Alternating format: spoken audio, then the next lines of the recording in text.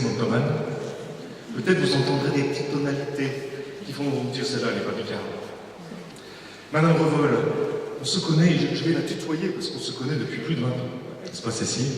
Parce que nous partageons la même expérience depuis pas mal d'années dans une communauté qui s'appelle la communauté Réjouis-toi, issue du renouveau charismatique depuis 1977.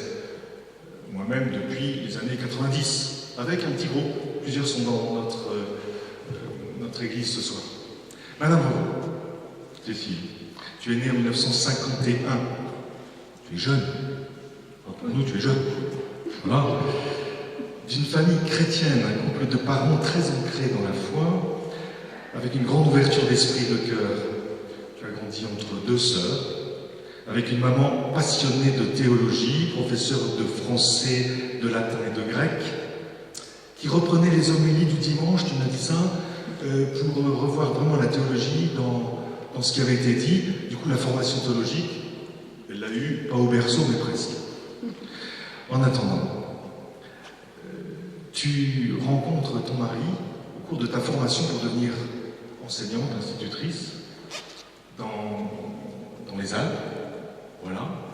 Et tous deux dans le même métier, vous cheminez avec une certaine idée de la foi en disant, bon, je crois que ça nous dérange trop, j'ai cru comprendre un peu, hein, à une certaine époque, mais pas du tout, elle ajoute.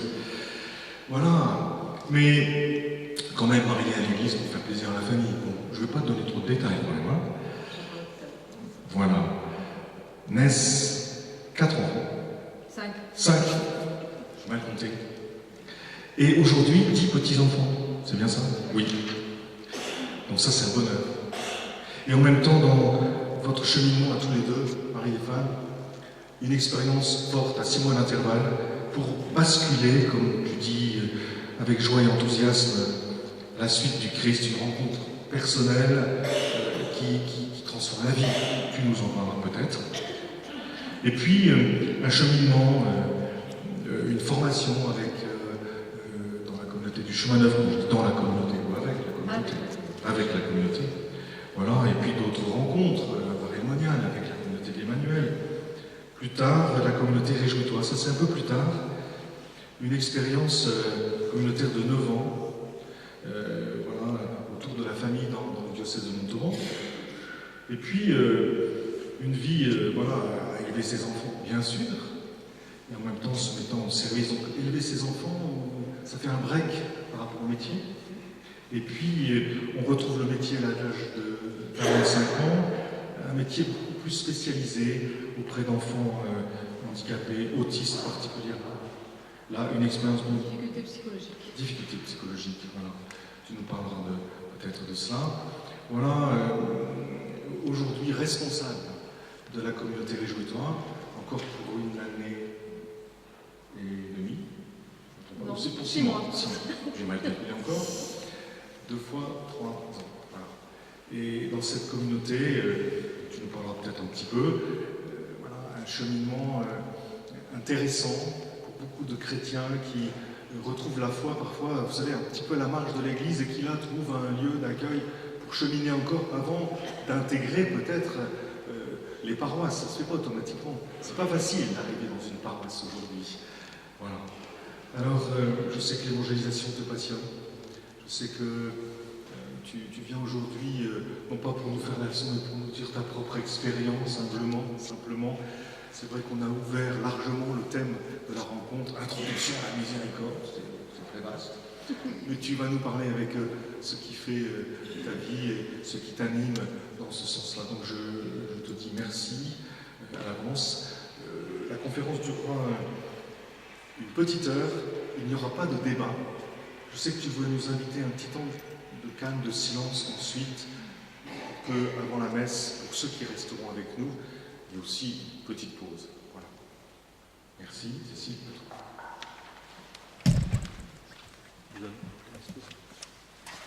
On va appeler l'Esprit Saint.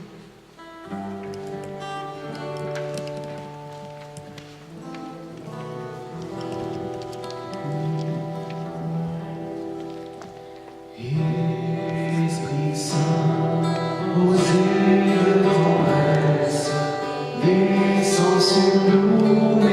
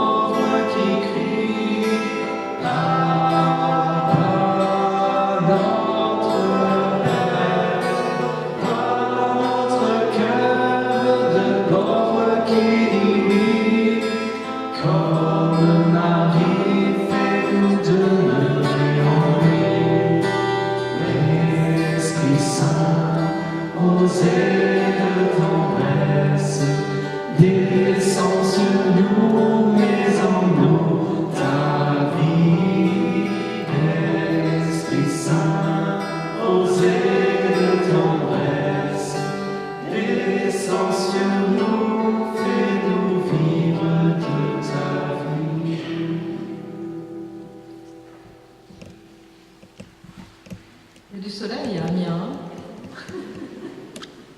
On m'avait dit qu'il pleuvait, mais non, c'est pas vrai. Je suis très heureuse d'être là, avec vous. C'est une belle expérience. Et le thème de ce moment que nous allons passer ensemble, c'est la miséricorde. La miséricorde, qu'est-ce que c'est?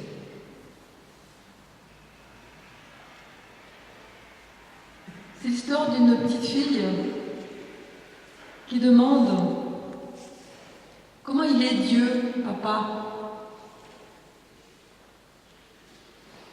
Elle prend ses feutres, une feuille de papier, et elle dit « Papa, il est comment Dieu ?»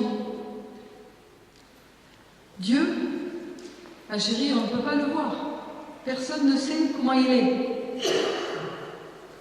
Elle continue à dessiner, puis elle tend son dessin à son papa et lui dit « Maintenant, on saura. »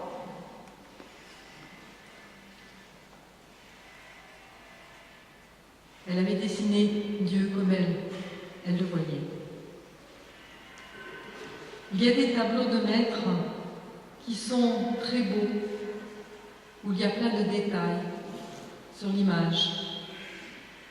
Chaque détail est bien parfaitement peint. Il y a des tableaux impressionnistes où il y a des petites touches de peinture qui, quand on s'éloigne, donnent vraiment une impression extraordinaire. Il y en a d'autres qui dessinent avec des coups de pinceau, comme au Japon ou en Chine, des estampes, et avec 2 ou 3 coups de pinceau, on est dans le dessin merveilleusement bien. J'espère que la parole que j'aurai aujourd'hui ressemblera un peu à ça, à quelques coups de pinceau. Et j'espère qu'à travers ces coups de pinceau, vous comprendrez un peu mieux, avec le cœur, ce qu'est la miséricorde.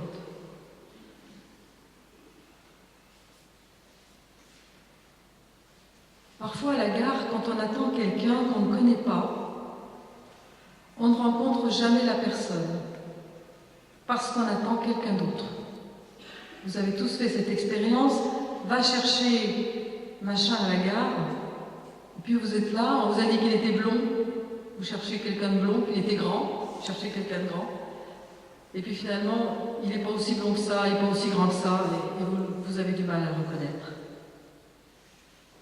On s'est fait une idée de ce qu'est la description de celui qu'on attend. Mais quand il se présente, il est différent de ce qu'on attendait. Quel Dieu avons-nous? Qui attendons-nous? Est-ce qu'on nous parle? Est-ce qu'on parle du même Dieu? Du Dieu de Jésus-Christ? Ainsi de Dieu pour nous jusqu'à ce qu'on ait fait la rencontre. La rencontre, c'est toujours celle de la miséricorde. Toujours.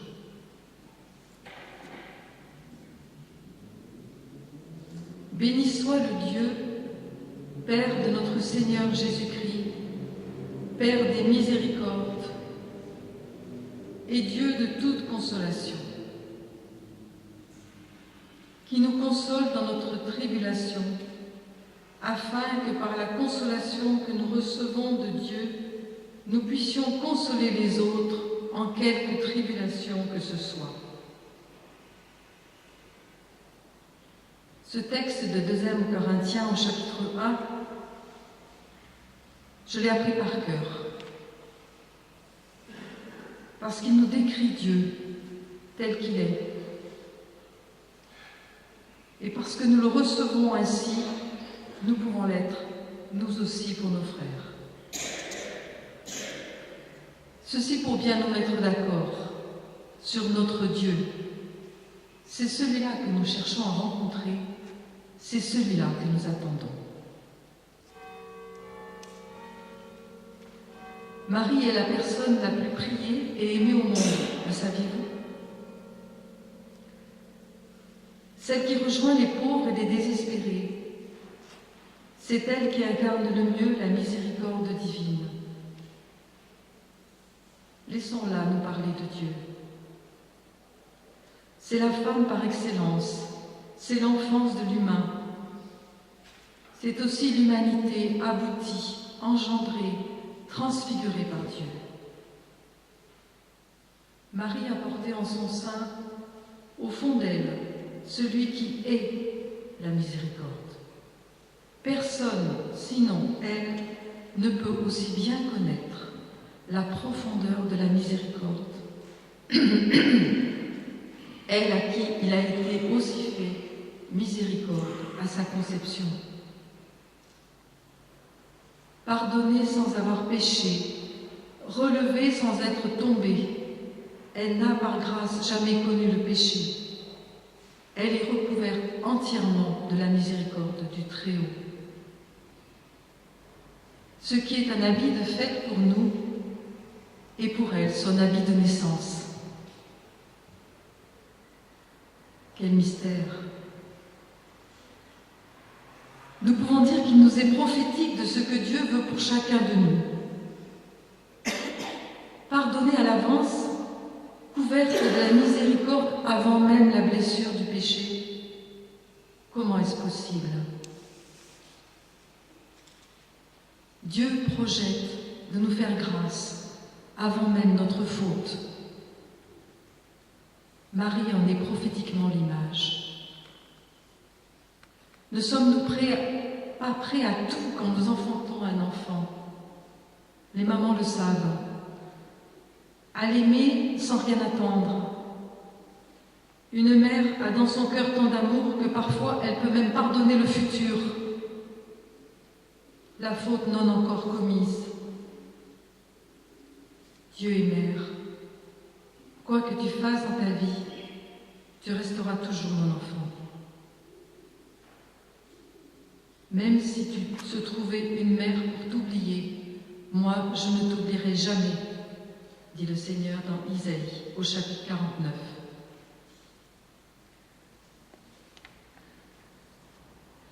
Dieu a tant d'amour à donner qu'il le donne n'importe comment. Il gaspille même sa miséricorde, à faire miséricorde à ceux qui n'en ont pas besoin, apparemment, ou ceux qui le refusent des milliers de fois. Mais qui n'en a pas besoin?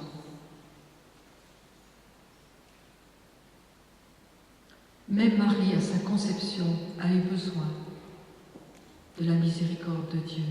Elle est une vraie femme. Dieu continue, malgré le péché de l'homme, à donner sa miséricorde. Il donne et donne infiniment, inlassablement, à tous. Humblement, Dieu donne et redonne le pardon, l'amour à l'homme, parce que c'est son être même. Ce n'est pas un devoir d'amour, c'est l'amour. Dieu ne peut pas être autre chose, il ne sait pas être autre chose. Même refué, rejeté, bafoué, son amour se redonne à l'infini. C'est l'ADN de Dieu, d'aimer. Béni soit Dieu, le Père plein de tendresse, le Dieu de qui vient tout réconfort. Dans toutes nos détresses, il nous réconforte. Nous ne pouvons pas donc recevoir l'amour de Dieu sans la miséricorde, sans le pardon. Et nous ne pouvons pas être pardonnés si nous ne péchons pas.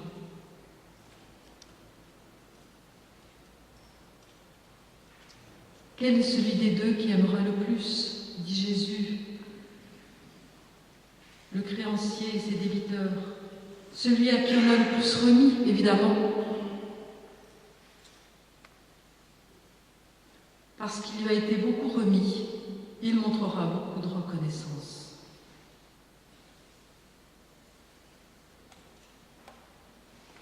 Marie-Madeleine, parce qu'elle a montré beaucoup d'amour, il lui sera remis beaucoup d'amour.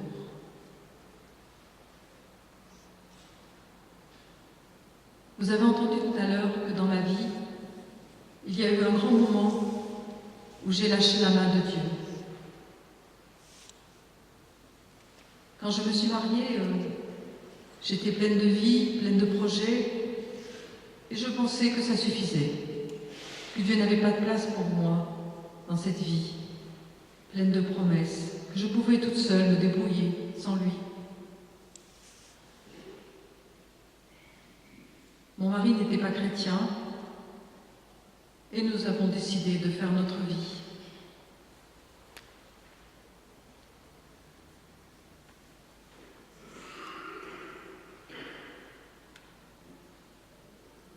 Pourtant, je n'ai pas fait des choses graves, mais peu à peu, je m'éloignais jusqu'à ne plus rien croire. L'insuffisance, l'amour de moi-même, l'orgueil m'aveuglait. Je ne pouvais pas recevoir Dieu, il n'y avait pas de place pour lui dans ma vie. Et puis, la première fois que quelque chose a basculé en moi, c'est à la naissance de notre enfant, l'aîné de nos enfants. Où là, je me suis dit, une petite faille s'est introduite en moi. Et je me suis dit, comment mettre un enfant à la vie sans que ce soit pour l'éternité? Comment peut-on imaginer mettre au monde un enfant qui va mourir pour toujours? La vie est un tel cadeau qu'on ne peut pas. Je ne pouvais pas m'imaginer cela. Donc quelque chose s'est creusé déjà en moi. Puis ensuite, nous avons eu un autre enfant. Et là, nous avons eu beaucoup de problèmes avec cet enfant. Et là, j'ai crié. J'ai crié vers Dieu.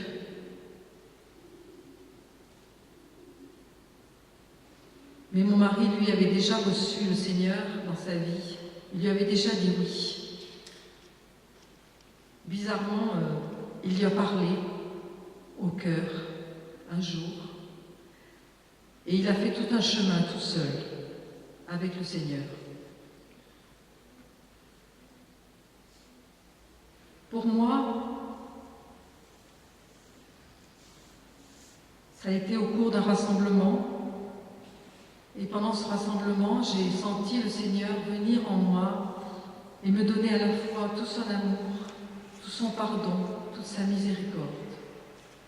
Et c'est tout à la fois que j'ai reçu la grâce d'être pardonné et d'être aimé. Je crois que c'est indissociable, les deux vont ensemble.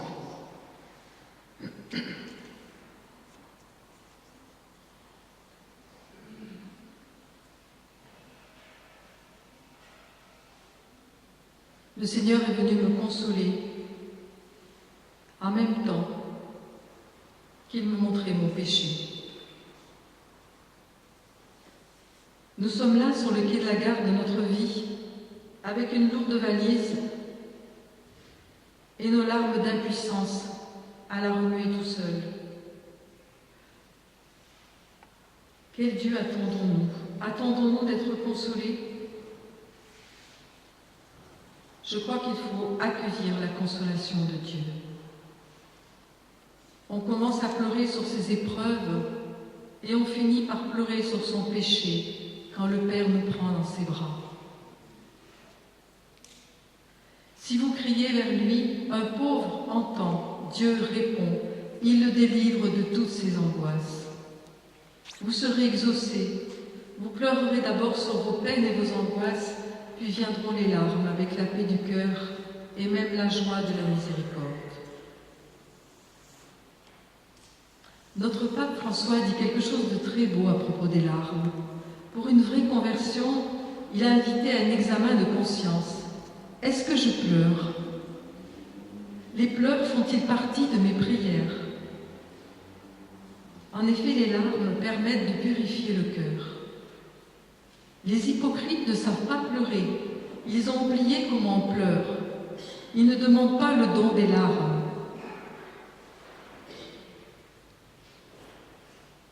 Si Dieu lui-même pleure, c'est que les larmes sont un chemin vers lui, une réponse à sa présence, un lieu où le rencontrer puisqu'il s'y tient. Ainsi, certaines larmes humaines sont-elles bien à accueillir, non pas comme des marques d'affliction, encore moins comme des signes de mal-être, mais comme des perles fines, entrevues telles des dons au coin des yeux. La grâce des larmes est un don de Dieu.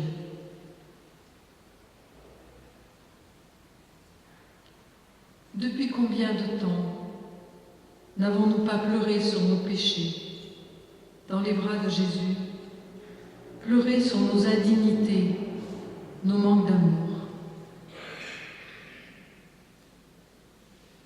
L'expérience que j'ai, c'est que les larmes de contrition viennent comme un don de Dieu quand on touche l'amour. Marie-Madeleine a touché l'amour, son Seigneur, physiquement. Elle a pleuré sur ses pieds, elle a mouillé ceux-ci de ses larmes, elle les a essuyés de ses cheveux. Les cheveux étaient la parure de la femme chez les Juifs. Ce qui leur servait à séduire les hommes est devenu linge sacré, voile pour essuyer les pieds de Dieu. Ces pieds qui ont marché sur notre terre, qui se sont abîmés par la marche sur le sol des hommes. Marie-Madeleine n'a fait plus que regretter ses péchés. Elle a cherché à effacer la boue de cette terre sur laquelle le Christ marche et se salit. Elle pleure de voir l'amour souillé par ses péchés.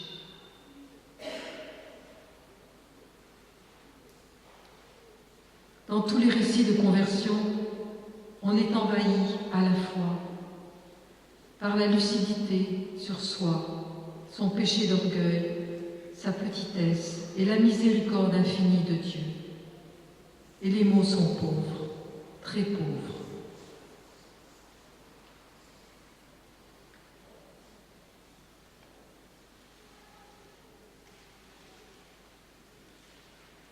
Laissons-nous consoler par Marie.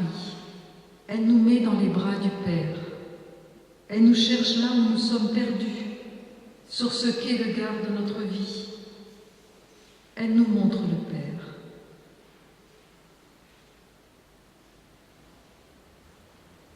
Est-ce que je me sens jugée, humiliée?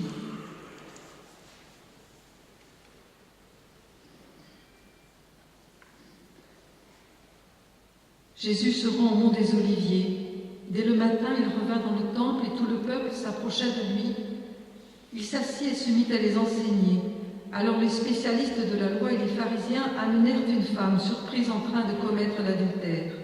Ils la placèrent au milieu de la foule et ils dirent à Jésus, « Maître, cette femme a été surprise en flagrant délit d'adultère. Moïse, dans la loi, nous a ordonné de lapider de telles femmes. Et toi, que dis-tu » Il disait cela pour leur tendre un piège afin de pouvoir l'accuser. Mais Jésus se baissa et se mit à écrire avec le doigt sur le sol.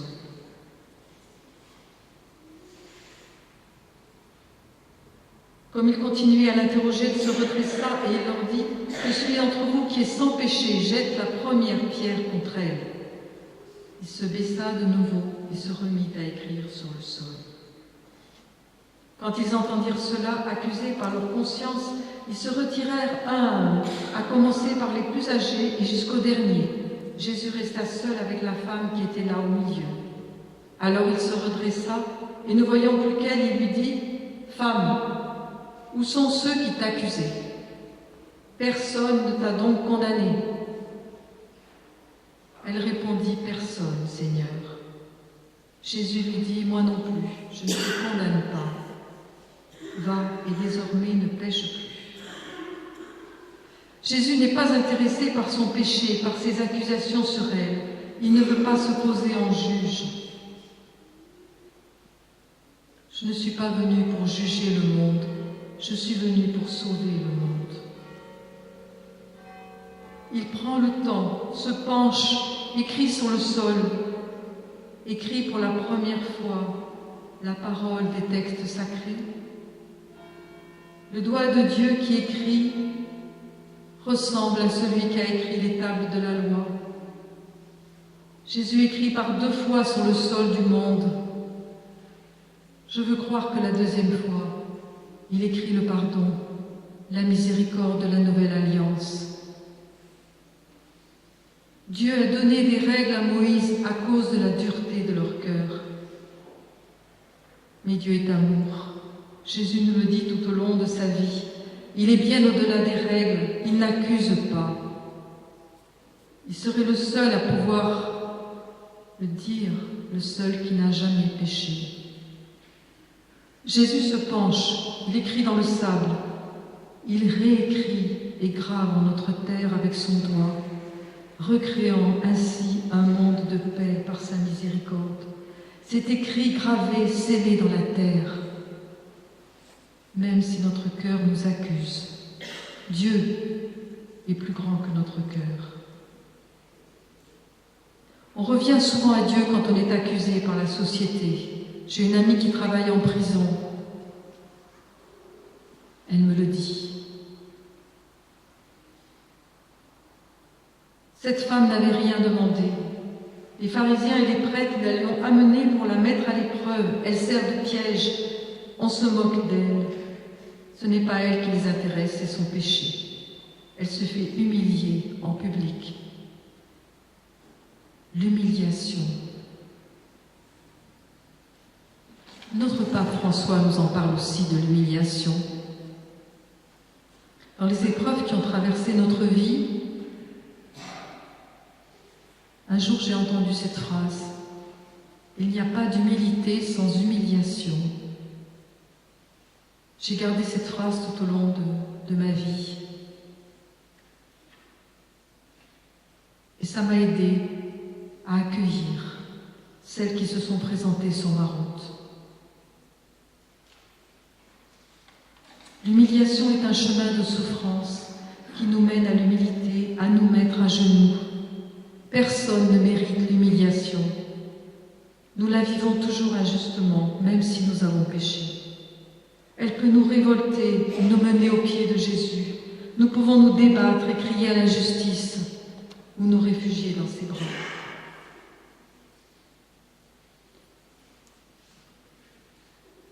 Restons seuls avec Jésus quand nous sommes humiliés, comme cette femme, quand tout le monde a été parti, et laissons-nous toucher, regarder, aimer par lui.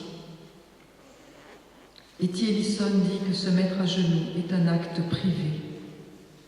C'est donc entre Dieu et nous, notre Seigneur. Laissons-lui nous dire, où sont-ils ceux qui t'accusent? Personne ne te condamne. Moi non plus, je ne te condamne pas. Si tu es humilié aujourd'hui à cause de ta vie, laisse-toi d'abord regarder avec amour par Jésus. Il ne te condamnera pas. Dieu a horreur du péché, pas du pécheur.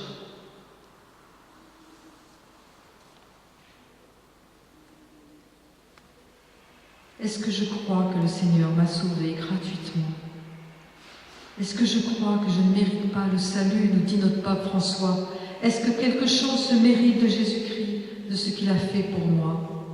Posons-nous aujourd'hui ces questions, a répété le pape. Ainsi nous serons fidèles à cet amour si miséricordieux, un amour de père et de mère, parce que Dieu dit qu'il est comme une mère avec nous. Un amour de grands horizons, sans limite, sans limitation. Ne nous laissons pas tromper par les docteurs qui limitent cet amour. C'est le pape qui le dit. Puis va et ne pêche plus. La miséricorde a traversé son cœur quand elle est restée seule avec Jésus. Tant qu'elle se sentait accusée, elle était dans la peur. La peur nous empêchera toujours de recevoir la miséricorde de Dieu. Dès le départ, la peur nous empêche de recevoir l'amour. Dans le jardin, l'homme s'est caché parce qu'il avait peur.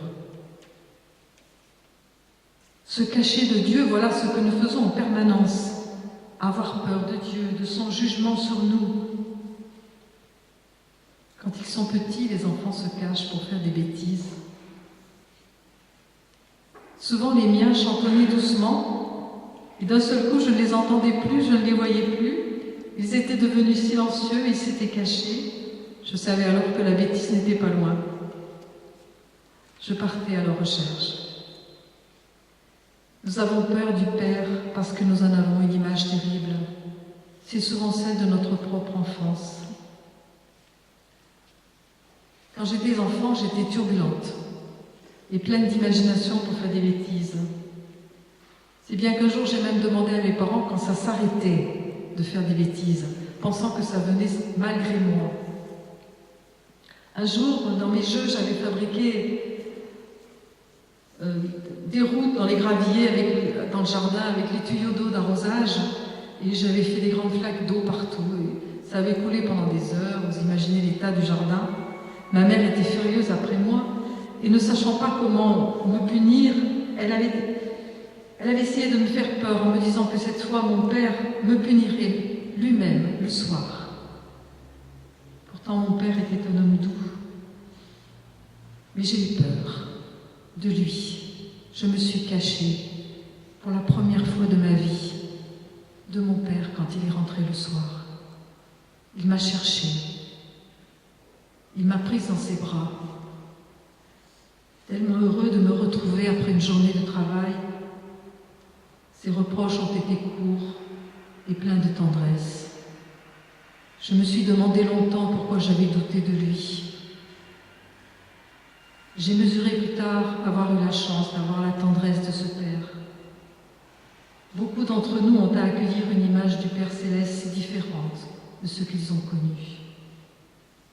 C'est très difficile. C'est Jésus qui les mènera vers ce Père plein de tendresse. Est-ce que je dois quelque chose à Dieu?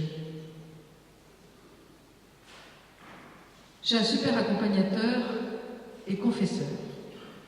Chaque fois que je me confesse à lui, il me dit à la fin du sacrement de réconciliation, comme pénitence, tu réciteras le Magnificat. Au début, je n'étais pas habituée, je trouvais que c'était une drôle de pénitence. J'avais l'habitude d'enseigner les Je vous salue Marie, les trois Notre Père.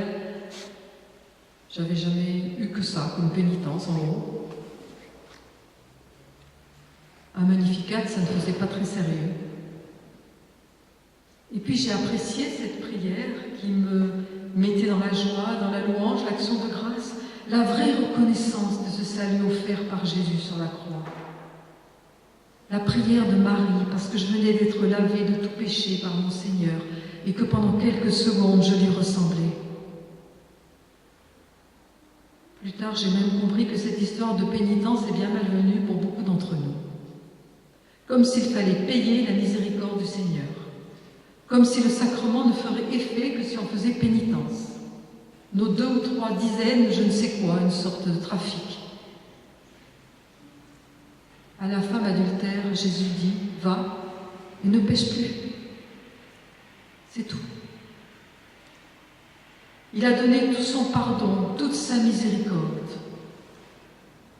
Il donne tout sans rien prendre. Il refait confiance. L'amour est gratuit. Dieu n'a pas besoin de nos pénitences, de nos marchandages. Dieu a besoin de notre confiance et de notre amour. Il a besoin de trouver un cœur qui l'accueille dans tout l'amour qui se donne et qui a besoin de trouver un cœur qui l'accueille et qui l'aime. Si nos prières, nos pénitences servent à l'aimer, alors oui. Mais l'amour ne se marchande pas. La miséricorde de Dieu ne s'achète pas. Elle est gratuite. L'amour est gratuit, sinon ce n'est pas de l'amour. C'est pour cela que Jésus demande à la femme adultère de ne plus pécher et rien d'autre. Zachée, lui, a voulu réparer le mal commis. C'est son droit. Il l'a fait comme il l'a voulu. Jésus ne lui avait rien demandé. Mais il s'en réjouit. Le salut est arrivé dans cette maison. C'est la conséquence de l'amour passé dans sa vie. On ne peut plus vivre comme avant. Zachée a réparé l'amour. Nous aussi trouvons le moyen d'avancer après une confession autrement. Laissons entrer l'amour de miséricorde dans notre cœur. Laissons-lui, avec le Saint-Esprit, imaginer ce que nous pouvons faire pour avancer dans l'amour, ce que le Seigneur nous demande.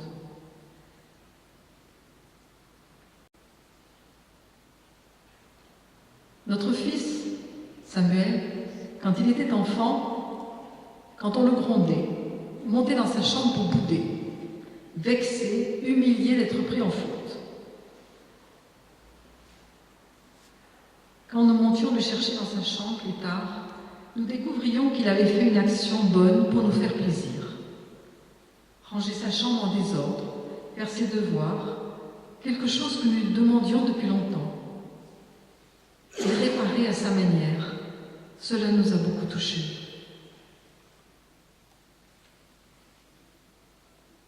Seules les actions de grâce et les réparations et les conversions inspirées par le Saint-Esprit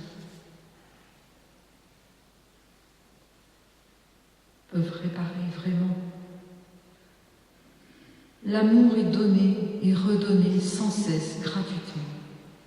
En avons-nous conscience pour ne pas le gaspiller? Dieu gaspille sa grâce avec nous, je vous le redis dans les Lamentations, au chapitre 3, verset 22, « Les bontés du Seigneur ne s'épuisent jamais, et ses compassions ne sont pas à leur terme. Il ne s'est jamais lassé de nous faire grâce. » Nous hurlons quand on nous demande de pardonner plusieurs fois à la même personne, mais lui nous pardonne sans cesse. Il meurt sur la croix, offre ses souffrances pour chacun de nous, sans nous juger sur nos mérites. Regardez la nature et vous comprendrez le gaspillage d'amour que Dieu fait. Tout est beau dans les moindres détails, comme s'il y avait quelqu'un pour le regarder jusqu'à l'infini. Nous bétonnons nos villes et les fleurs y poussent à travers le béton. Dieu ne se décourage jamais. Non, Dieu ne peut jamais faire autre chose que du beau et du bien, parce qu'il est le beau, le bien. Dieu n'est jamais déçu de nous. Il nous fait toujours éternellement confiance.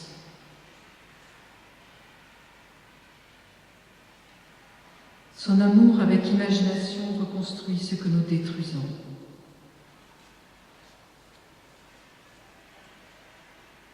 Il redonne toujours, sa miséricorde est infinie.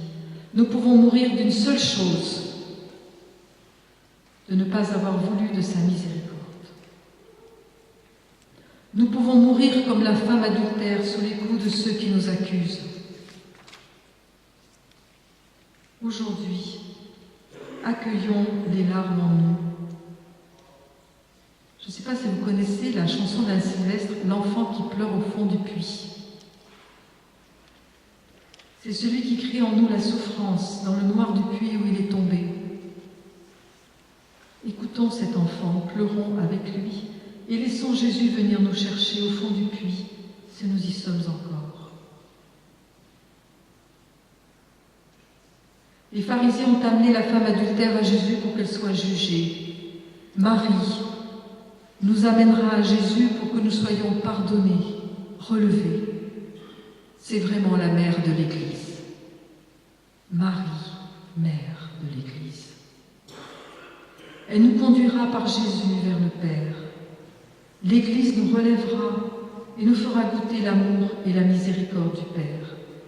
Confions à Marie tout ce qui dans nos vies nous empêche de recevoir l'amour total, infini du Père. Confions à Marie tout ce que nous ne nous pardonnons pas, tout ce que nous n'aimons pas en nous, nos déceptions sur nous-mêmes. Comment une mère peut-elle être déçue de son enfant? Elle ne peut que lui prendre la main et l'aider à se relever pour continuer la route. Nous sommes en Marie comme l'enfant dans le sein de sa mère. Nous entendons sa voix, elle nous rassure, nous la connaissons, mais nous ne l'avons pas encore vue.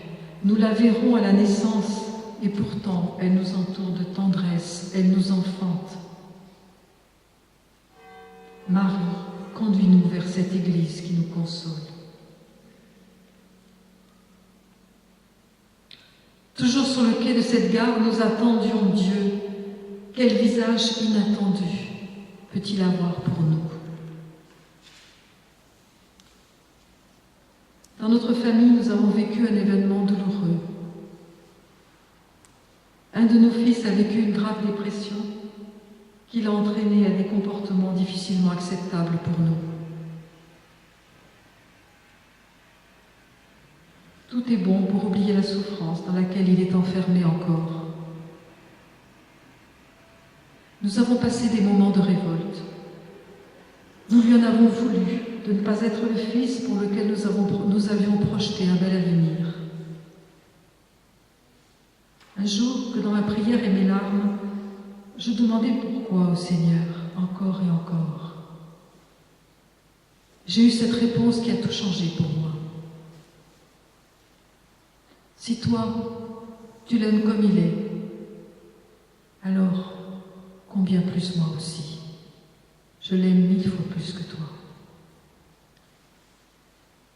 J'ai senti mon amour de mère bien pauvre par rapport à l'amour du Seigneur sur lui. J'ai entendu aussi, sa vie est aussi belle, importante et utile à mes yeux que celle de tes autres enfants. Mon regard a changé sur lui. Je le vois autrement que sous l'angle d'une vie ratée. J'ai pu l'abandonner à Dieu. Maintenant, je vois sa vie autrement. Quand il doute de l'amour qu'on lui porte, de son utilité sociale, je peux lui parler, je trouve les mots. Je sais que la miséricorde de Dieu pour lui est infinie, bien plus belle que l'amour que moi, sa mère, je lui porte. Sa présence dans notre famille est une grâce, pour nous tous, j'ose le dire. Il nous pousse au meilleur de nous-mêmes. Il nous pousse à l'aimer sans attendre de retour, gratuitement. Grâce à lui, nous découvrons que le pauvre au milieu de nous fait surgir en nous des sentiments que nous croyons impossibles. Je peux dire que Dieu se donne à nous à embrasser à travers sa pauvreté. Quel mystère! Dieu se fait proche à travers la rencontre humaine inattendue d'un pauvre pour chacun de nous. Saint Martin, Saint François, l'abbé Pierre, Jean Vanier. Et pour vous, quel est ce mendiant d'amour qui vous ouvre le cœur? Il est parfois si proche de vous.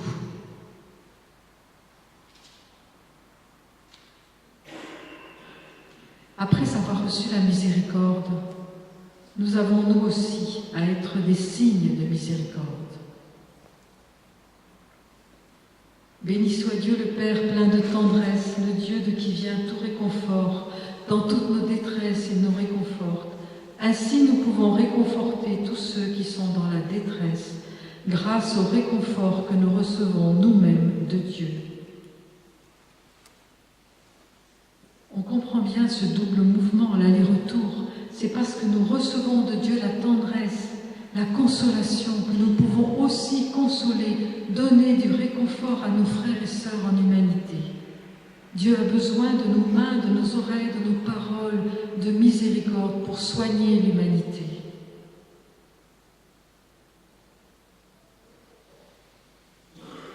Nous avons une notion bien précise de la justice. Elle ressemble souvent à notre vérité. Elle ressemble à celle des pharisiens et des scribes qui ont condamné la femme adultère. Elle est souvent calculée en fonction de nos propres intérêts. Et nous devenons vite impitoyables avec nos frères. C'est arrivé à un couple qui a fait alpha chez nous et qui vivait une situation compliquée. Sur le parking, le soir à 11h, en sortant de la première rencontre de catéchuménat, on leur a dit qu'ils ne pourraient de toute façon recevoir aucun sacrement, que ce n'était pas la peine de continuer. Ils voulaient quitter l'église. Heureusement, une religieuse un peu âgée leur a proposé un accompagnement individualisé qui a duré 3 ans. Nos amis sont actifs aujourd'hui à l'église, même s'ils ne peuvent recevoir les sacrements. Comment concilier justice et miséricorde avec nos frères? Si notre justice ne dépasse pas celle des pharisiens, nous n'entrerons pas dans le royaume des cieux. Un père avait 2 fils. 2, pas 1, 2.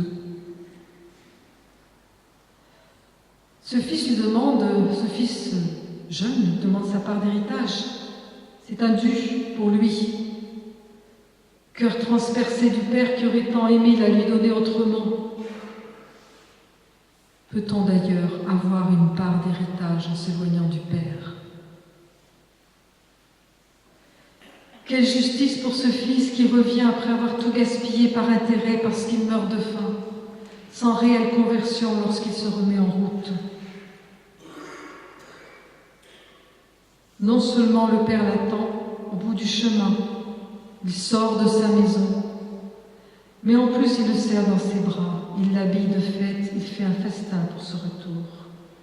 Il n'y a que la miséricorde dans ce père aimant, rien ne ressemble à la justice. Puisque tu m'as fait du mal, eh bien moi je vais te faire du bien. Et tout bascule. On pourrait penser à de la faiblesse. Il n'en est rien. Le cœur du Père est ainsi. Avez-vous remarqué qu'on fait souvent basculer quelqu'un en lui faisant du bien alors qu'il nous fait du mal? Moi je voudrais être juste, vrai, alors je dois lui dire qu'il se trompe, qu'il a tort. Quel chemin acceptons-nous de faire vers celui qui a des torts envers nous?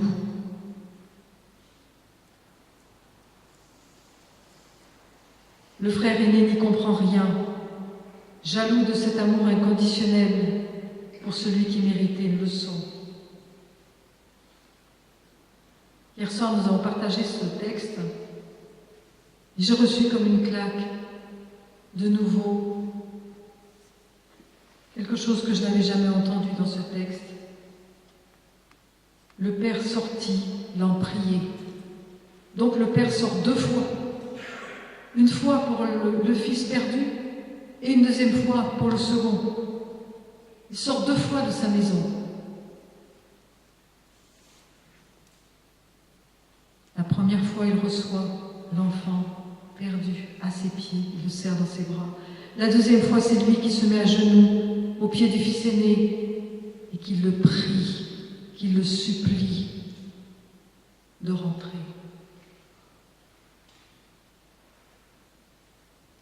Lui qui a tout reçu des mains du Père, lui qui a toute la grâce chaque jour. Il aurait dû aller chercher ce frère pour le ramener à son Père. Il aurait dû savoir le pardon à l'école de son Père. Il aurait pu le serrer lui aussi dans les bras. Pour tous ceux qui ont peur de leur Père, Jésus, lui, va accomplir cette parabole. Il va chercher lui-même ses frères et sœurs perdus pour les ramener au Père. Il nous ressemble tant, ce fils aîné qui ne sait pas aimer, consoler celui qui s'est sali sur les chemins du monde. Il nous ressemble parce qu'il a toute la tendresse du Père chaque jour et qu'il ne la voit pas. Il calcule ce que le Père donne. Il ne voit pas ce qu'il a reçu et qu'il reçoit chaque jour par grâce. Le pape François nous invite à aller chercher sur les chemins boueux du monde, se salir avec nos frères et sœurs qui souffrent pour les consoler. Alors partons chercher ceux qui sont perdus. Organisons des fêtes pour ceux qui reviennent.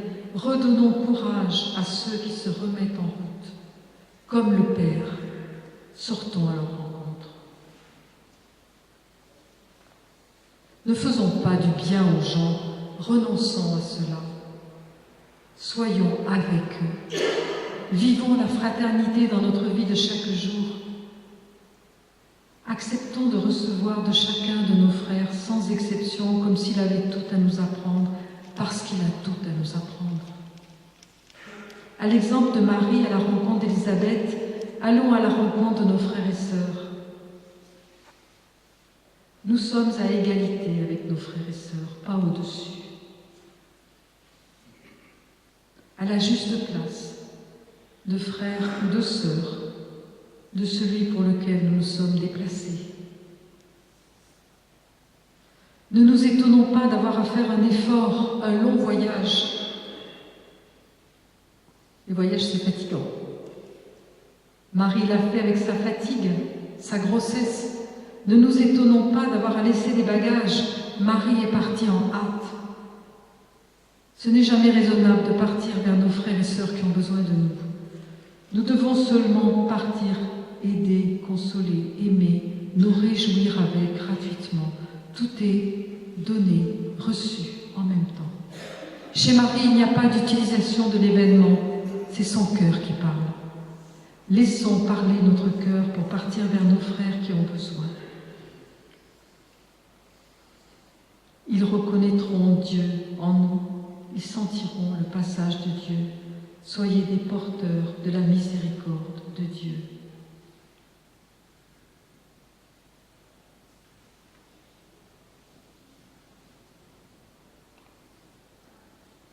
Je témoignais hier ou tout à l'heure à la communauté Réjouis-toi de la préparation au mariage que nous faisons sur notre diocèse. Et dans cette préparation au mariage, il y a des gens qui sont très loin de l'Église. Et nous avons commencé une expérience avec eux. Nous faisons les 3 premières séances du parcours Alpha pour leur parler de Dieu, pour leur dire qui est Dieu.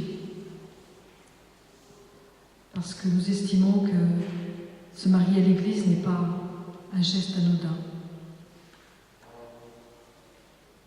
Nous avons reçu chez nous 3 couples. 3 couples. À la première vidéo Alpha, c'était la rigolade. Ils n'avaient rien à faire.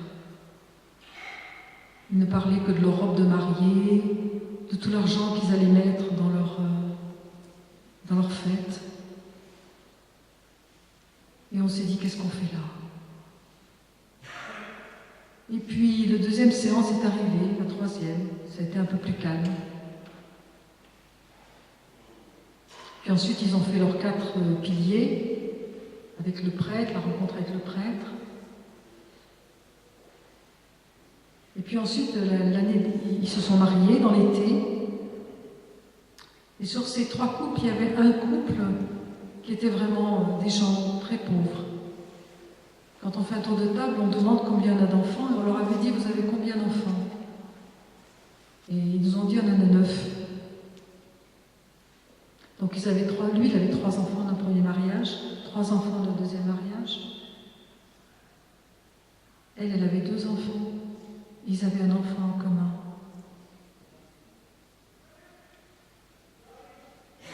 Et puis,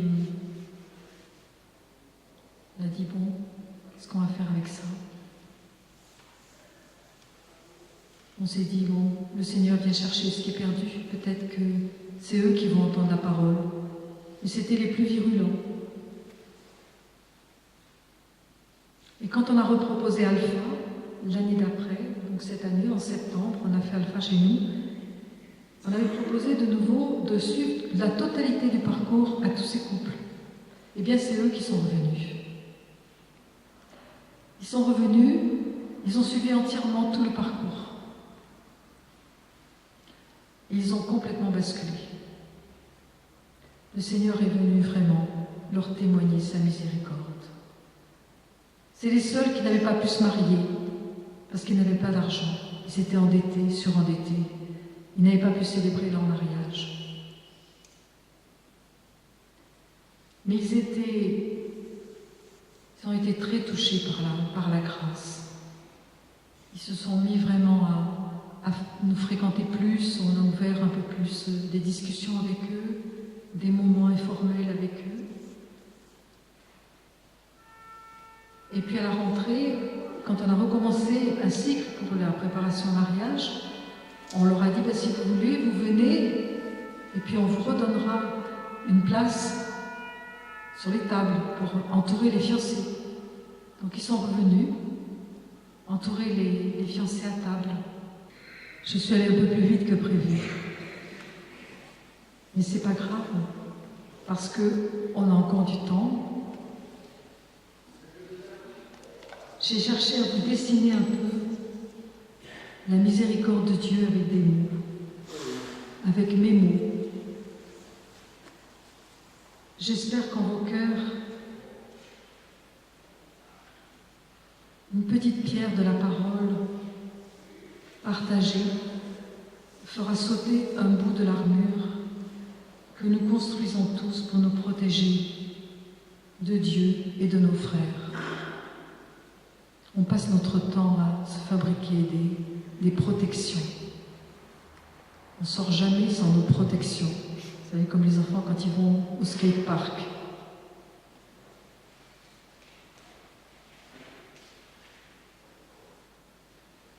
Nous allons prendre un petit temps dans un moment de silence et de prière.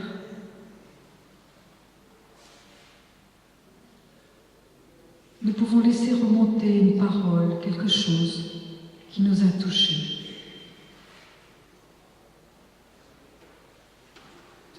Laissez l'Esprit Saint continuer le travail de la grâce en nous.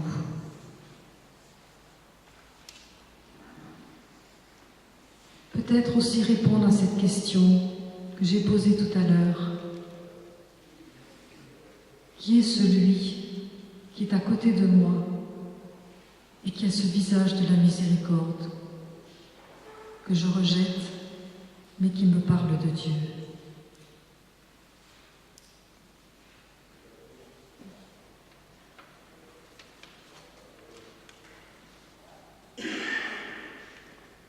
Marie conservait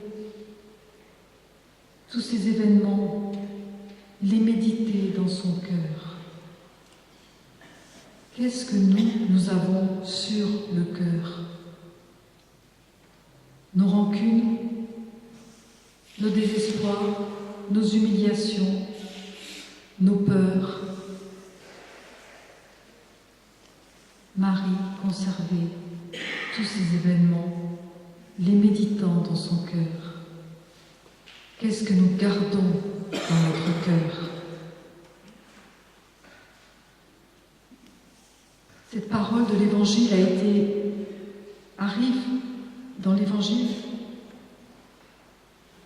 à Noël, juste après la naissance de Jésus. Elle avait une telle joie au fond du cœur. Une mère fait cela.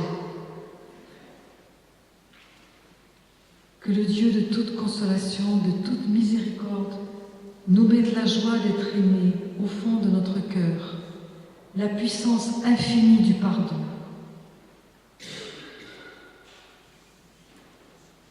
Sur le quai de cette gare, nous l'avons reconnu, celui que notre cœur attendait depuis toujours. Nous le reconnaissons déjà. Il vient, il est là. Allons à sa rencontre en courant. Laissons nos valises à quai pour pouvoir nous blottir dans ses bras comme le Fils prodigue. Puis partons avec lui chercher d'autres qui ne savent même pas qu'ils attendent, ni ce qu'ils attendent. N'ayons de cesse d'annoncer celui que nous avons trouvé. Alors nous chanterons avec Marie.